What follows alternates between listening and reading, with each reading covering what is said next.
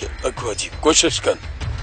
बाबा साईं ये भी शुक्र है जो तमा वक्त ते पहुंची वियो, पर बाबा ये खबर पई त केरो आ सुना तुम कौन पर उन जो एक हमरा मार जियो है। जो पुलिस आई पाने खबर पे जिंदी तो यो हमरा कहजो। बाबा साईं मुखे तो पूरी पक्का है तो यो कमाल खान हो। पहरिया शक हुयो हाने हमरा जी सुनाणप खां पोए पक थींदी। उन खां पोई उन का हिसाब किताब वठना पवंदा।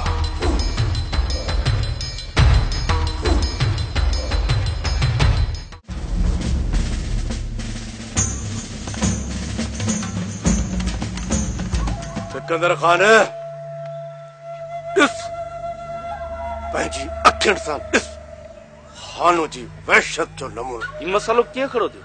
असांजा हमरा ज़मीन ते हुआ ऐं घणनि ॾींहंनि खां इहो जहिड़ो हलंदो थो अचे। खानो इहो नथो चाहे त असां पंहिंजी ज़मीन आबाद कयूं। हू पंहिंजो ॾाट ॾेखारणु चाहे थो। ॾाट सिकंदर खान खानो गिरफ्तार थियणु घुर्जे, हर हालत में गिरफ्तार थियणो हुजे, न त ॿी सूरत में हिते अहिड़ी रत जी राग हलंदी, अहिड़ी रत जी राग हलंदी जे को बि ॻोठ जो माण्हू घर खां ॿाहिरि न निकिरी सघंदो। हा ऐं पोइ जेको हितां जो अमुन तबाह थींदो उन जा तव्हां पाण ज़िम्मेवार हूंदो।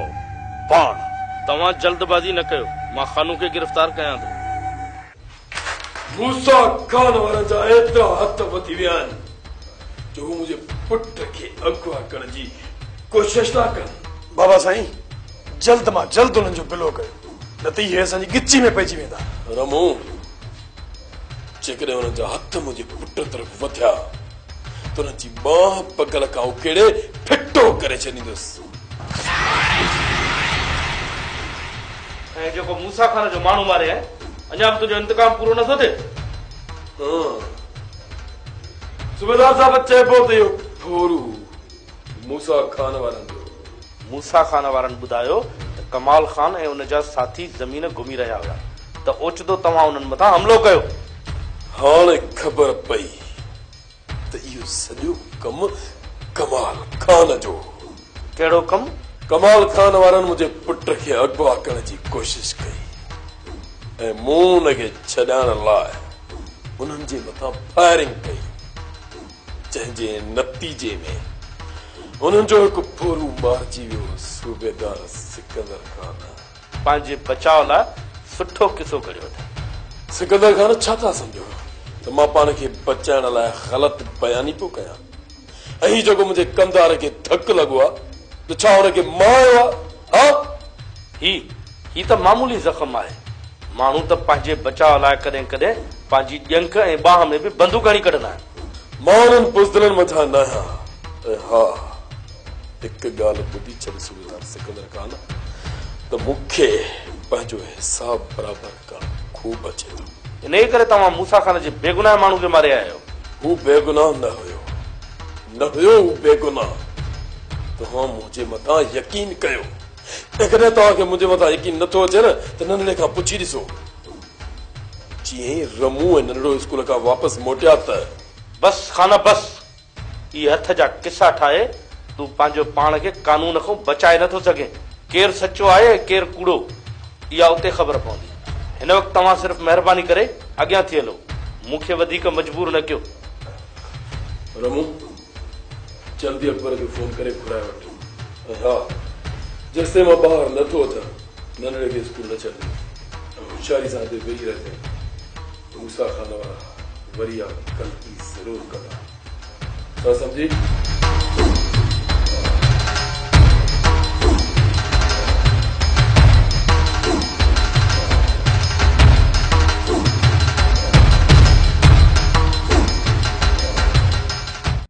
खैरा के सिर ते खैर हुजे। ओ मुंहिंजी अम्मा, मुंहिंजी जीजल अम्मा, मां तुंहिंजी दुश्मन न आहियां। अमड़ मां न आहियां तुंहिंजी दुश्मन। अम्मा हिन महिल भाग बीठो तो दर खड़काए, तूं पंहिंजे भाग खे पाण थी पई धिकारे। ईअं न कर जीजली, ईअं न कर। अम्मा थोड़ो सोच त सही, किथे मुंहिंजी उमिरि ऐं किथे। ओ अम्मा एडी वडी उमिरि कान्हे, तूं पाण खे एतिरो नंढड़ो थी सम्झे पई। अमां तो हिकिड़ो मुड़ुसु जोड़ियो आहे। जेकॾहिं तोखे उतां औलाद हुजे हा त तूं बाखां बि वधीक झूर नज़र अचे हा। ॿी ॻाल्हि त अमड़ उमिरि खे छा ॾिसणो, सॼी उमिरि सूर ॾिठा थी। हाणे त को वञी सुख जो टुकुर खा त का मुंहिंजी बि जूअ करार थिए। अदी हाणे सभु तोखे मिंथू थू कयूं, ज़िद त लहे छो नथी? जेकॾहिं मूं ज़िद छॾियो ऐं मूं शादी कई त तव्हांखे उते रहण जी इजाज़त थोड़ी मिलंदी जो हरू भरू मूं मथां पई ज़ोर विझो। ओ अमड़े, असांखे उते रहण जी कान्हे, असां कोन रहंदियूंसीं उते। मां तुंहिंजे ज़िंदगीअ जे लाइ थी सोचां अमड़े, तुंहिंजे ज़िंदगीअ जे लाइ थी सोचां। सॼी उमिरि सूर ॾिठा थी। अम्मा हाणे त कई सुख जूं घड़ियूं वञी ॾिस। मां थी चवां पई त हावेलीअ में राज कंदीअ, राज असली राणी थी रहंदीअ, राणी। तूं मुंहिंजो चवण वठ अम्मा। अम्मा मां दुख सुख में ई सही आहियां, पर मां ॿी शादी कान कंदसि। खैरां जे सिर ॾे खैर हुजे। अमड़े अहिड़ा रिश्ता भाग वारनि ॾे ईंदा आहिनि, भाग वारनि ॾे। हूअं बि अमड़े इहो मोहबती माण्हू बोधलो आहे, बोधलो। असली सॼी उमिरि तूं लाड कंदीअ, लाड। तुंहिंजे ॾियो कुझु कोन सघंदो। हा वेही दौर कजाए। पर अम्मा जॾहिं बस हाणे बस, नथी चवां त वञे थी आकड़ कंदी। खैरां जे सिर ॾे खैर हुजे। सॼी राति पई थई, हीअ राति मोहनत ॾियाई थी सोचण जी। सुबुह असां जेकॾहिं नरम वर्दी न ॾिनी थई त यादि रखजांइ, तूं बि सोणी शख्सियाणी मुंहिंजो मोह मोह बि न ॾिसंदीअ। हा खैरां जे सिर ॾे खैर हुजे। मां बि तोखे वाइदो थी ॾियां पई, हे मुंहिंजो सीध ते हथ आहे। जे तूं मुंहिंजो मोह ॾिसी वञे न त मूंखे जहिड़ी बड़ाई तहिड़ी हालत कजाए। अहिड़ी औलाद आहे, अहिड़ी औलाद खां रे औलादी माण्हू भलो, जेका औलाद चवण में न हुजे न, इन खां हयाती खुटे त मुंहिंजी जिंद छुटे। मां छोती पाण खे पारां था ॾे, छोती ॾे। पिड़े त जान छॾाए वियो न, वञी सिधो थी कबर में सुम्ही पियो। असां में मांखे विझी वियो, मांखे त हाल ओढ़ायो आहे। तूं फिकर न कर, मां हिनखे सम्झायां थी, मां सम्झायां थी। सम्झाई नथी असल। अजी हाणे तूं सम्झ, थोरी ॻाल्हि सोच। जेकॾहिं ॿिए रिश्ते जी ॻाल्हि हुजे हा न त मां तोखे ज़ोर न करियां हा, पर हीअ असां सभिनी जे सुख जी ॻाल्हि आहे। तोखे वरी अहिड़ो घर न मिलंदो। जेकॾहिं तूं हा न कई न त पोइ अमां पंहिंजे पाण खे पूरो करे विझंदी, पूरो। अदी अम्मा जी ज़िंदगी जे करे मां इहो ज़हर जो ढुक भरियां थी। तूं वञी करे अम्मा खे चओ त सवणी शादीअ लाइ राज़ी आहे। हिते वेही असांजो वक़्तु गुज़ारण खां बहितर आहे यार कुझु कयूं। करण लाइ त नजीब खे छॾियो अथई, पोइ असां छा कयूं? नजीब त अदावत जे पोयों आहे ऐं असांखे छोरी सोनीअ जी तलाश करणु घुर्जे। उहा जेकॾहिं हथ अचे हा त अवली हथ अची वञे हा। सोहराब जे मौत खां पोइ छोरी जिते बि हूंदी ॿाहिरि ज़रूर निकिरंदी, ऐं जॾहिं इहा ॿाहिरि निकिती 10 माण्हुनि खे ख़बर पवंदी। इहा ईअं हवा में फैलजी असां ताईं ख़बर पवंदी जंहिंजो तोखे अंदाज़ो ई न आहे। ऐं इन ख़बर खे हथ करण लाइ असांखे निकिरणो पवंदो। सोहराब जे सभिनीनि ठिकाणनि ते असांखे हलणो पवंदो। चवीं थो त मां तोसां हलां थो, पर मूंखे कोन थो लॻे त को छोरी असांखे हथ ईंदी। वरी दिलावर ख़ान वापसि पाण वटि घुरायो हूंदुसि। न वारस खान न, अदा वॾो पंहिंजनि मसइलनि में तमामु घणो उलझियल आहे ऐं भाॼाई जे भाउ खां न पंहिंजे ॻोठ घुराईंदो ऐं न कॾहिं उन हवेली में छोरी खे रहण ॾींदो। ऐं मूंखे पूरी पक आहे त सोहराब जे भाउ खां जेके माण्हू असांखे कुझु बि ॿुधाइण लाइ तयारु न हुआ, सोहराब जी मौत खां पोइ इहे माण्हू सभु सचूं कंदा। अजायो ते वेही वक़्तु न विञायो, मूंसां हल।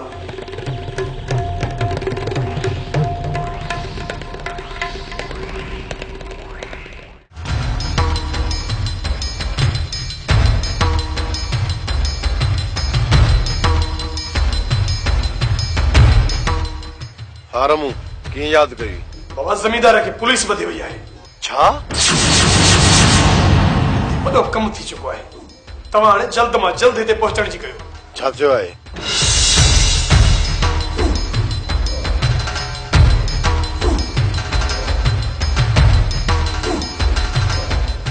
इन्हीअ जे करे ई चवां थो त तकिड़ो अचो, राति ताईं पहुची वञो। ठीकु आहे रमू, मां रात ही पहुची वेंदुसि तेसी ताईं तूं उतां खां ॿाहिरि न निकिरजां।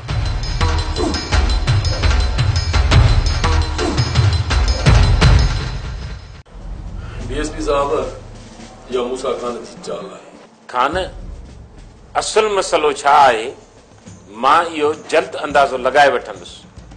बाक़ी खून जो केस आहे, मां तव्हांखे आज़ाद नथो करे सघां। डीएसपी साहब, जॾहिं मुंहिंजे पोयां कुझु थियो या मुंहिंजे पुट खे अगवा करण जी कोशिश कई वई या मुंहिंजे माण्हुनि खे नुक़सान पहुतो त हिते हिकु चकर वरी अहिड़ी तबाह भरी उथंदी, अहिड़ी तबाह भरी उथंदी जंहिंखे विसण तव्हांजे वस खां ॿाहिरि हूंदो। हा, ॿाहिरि हूंदो। खान, अहिड़ी का बि ॻाल्हि न थींदी। मां मूसा खान सां मिली असल हक़ीक़त मालूम कयां थो। ऐं हा, जे मूंखे मूसा खान वारनि जे ख़िलाफ़ को सबूत मिलियो त उन्हनि जे ख़िलाफ़ कानूनी कार्रवाई ज़रूर कई वेंदी। मूसा खान जे चवण ते तव्हां मूंखे हिते अंदर कयो आहे, ऐं जेकॾहिं मां तव्हांखे मूसा खान ख़िलाफ़ दरख़्वास्त ॾियां थो त पोइ हुन ते अमल छो नथो थिए? डीएसपी साहब, इन मां ॻाल्हि वधी वेंदी। हिन वक़्तु मूसा खान वारनि जो माण्हू क़तल थियल आहे। जेकॾहिं असां उन ख़िलाफ़ का बि कानूनी कार्रवाई कई त उन जे पोयां वॾो नुक़सान थींदो। इन ई करे खान, मां तोखे यकीन ॾियारियां थो त तुंहिंजे माण्हुनि खे को बि नुक़सान न थींदो। इहो मुंहिंजो तोसां वाइदो आहे, वाइदो। निसार साहब, मां तव्हांजे मथां एतबार कयां थो, पर जेकॾहिं पोयां मुंहिंजे पुट खे या मुंहिंजे कंहिं बि अमरा खे कुझु थियो त हुनजो ज़िम्मेवार मूसा खान ऐं हुन सां गॾु तव्हां खुदि हूंदो। ऐं पोइ जेको खान कंदो उहो दुनिया ॾिसंदी, दुनिया।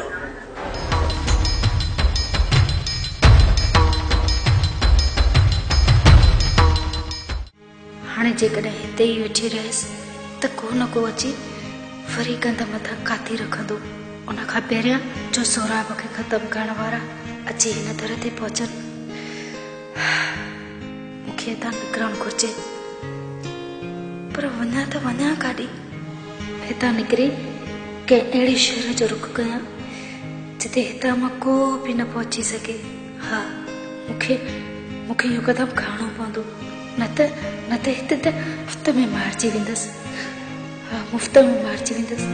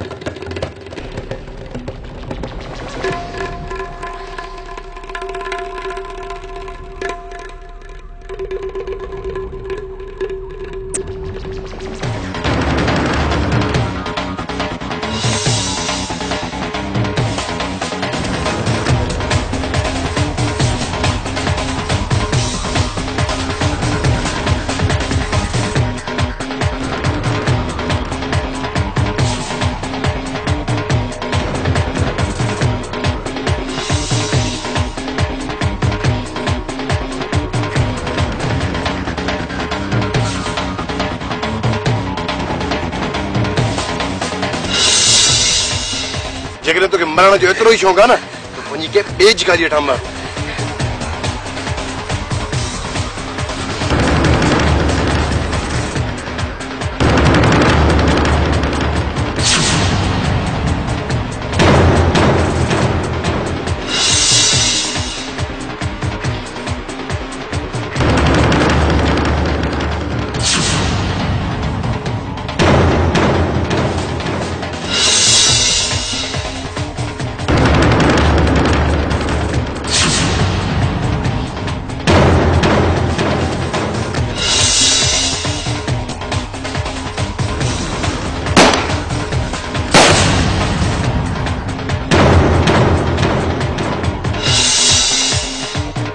हाणे इहा त ख़बर पई त छोरी इन्हनि वटि आहे। इहो केरु हुयो? खानूअ जो कुतो हुयो। वे छा खानू वारा छोरी के वापस कंदा? हारिस खान मूसा खान सां मिली पोइ खानू जे मथां ज़ोर रखंदासीं। पर हिन वक्त मूसा खान भी असां खां पासीरो आहे। इन जो कोनो को हल ॻोल्हियूं था ऐं मूंखे पक आहे त खानू पराए मसले में न ईंदो। पर मूंखे कोन थो लॻे त को खानू एतिरो आसानी सां असांजी ॻाल्हियुनि में अची छोकिरी असांजे हवाले कंदो। जेकॾहिं ॻाल्हियुनि में न ठहियो न त पोइ छोरीअ जे अगवा जो केस खानूअ जे मथां ई हणंदासीं। जेकॾहिं छोरी उन्हनि सां ॿधिजी वई त पोइ असां कुझु बि नथा करे सघूं। हिन वक़्तु वापसि हलूं ऐं थधे दिमाग़ सां सोचूं त पोइ छा करणो आहे। अच्छा बाबा साईं, इहो ई वक़्तु आहे खानू सां हिसाब किताब बराबरि करण जो। मां त चाहियां थो हली खानू जी ओताक खे बाहि ॾेई अचूं। बाबा साईं, सिर्फ़ ओताक खे छो, समूरो फसल साड़े खाक करे छॾियूं बुख ते। अहिड़ो त शर कयूंसि जो खानू जेल खां ॿाहिरि अची हिते पंहिंजो हशर ॾिसी इन ॻोठ में रहण खां तोहफ़ा करे। कमाल खान, मां बि इहो ई चाहियां थो त खानू जे अचण खां पहिरियां हिते अहिड़ी बाहि बारियूं जे खानू जा छाणता इहे चूई छॾे हमेशह लाइ भॼी वञनि ऐं वरी दा हयाती खानू जे साथ ॾियण खां बि इनकार करे छॾनि। बाबा साईं, पहिरियां त कोशिश कयूं था खानू जे छोरे खे गुम करण जी। न कमाल खान, न, हिन वक़्तु खानू असां ख़िलाफ़ रिपोर्ट लिखाई हूंदी ऐं DSP असां ख़िलाफ़ कदम खणण लाइ इन करे तयारु न आहे छो त असांजो ताज़ो खून थियल आहे। इन करे DSP ख़ामोश आहे। जेकॾहिं खानू जो छोरो अगवा थियो त पोइ निसार खानू पुठियां हथ कढी असांजे पोयां पइजी वेंदो। हा, असांजे पोयां पइजी वेंदो। खणी छोकर खे अगवा न कयूं, पर ॿियो कुझु बि कयोसीं उहो इल्ज़ाम बि असां मथां ईंदो।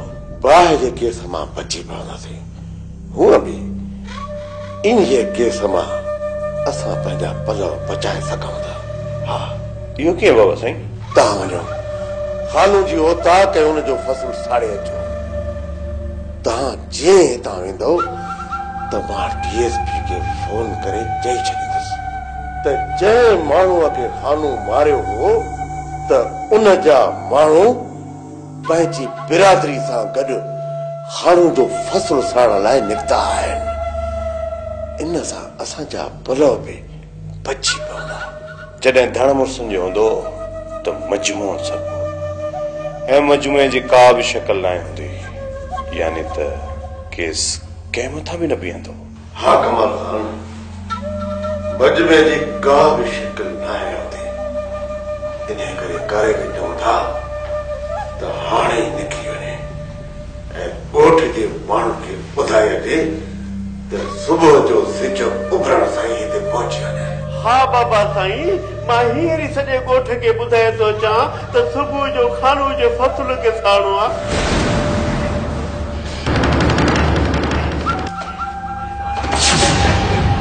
वरी छा कयो बाबा साईं?